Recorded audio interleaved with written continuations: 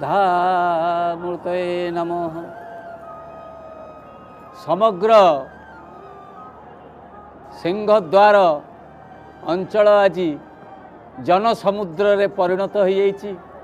महाप्रभुंकर से भव्य दिव्य प्रपानक भोग जो होची अधरपणा वर्षक रे ये गोटे दिन हे देखंतु आपणक सम्मुखरे पंचोपचार रे जो पूजा पंडा सामंत माने वर्तमान भोग कले महाप्रभु को नैवेद्य कले से केमती असरणी चंडी चामुंडा उद्देश्य रथरे उत्सर्ग है।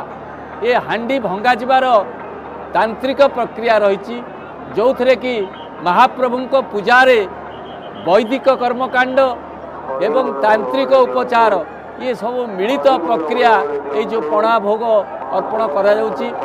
महाप्रभुंकर सुभद्रा मांकर जो अधर हांडी आज भोग होउथला आपण मानक सम्मुखरे देखिले पंचोपचार रे जो भोग होउथला से पंचोपचार कौन एना गंध पुष्पे धूप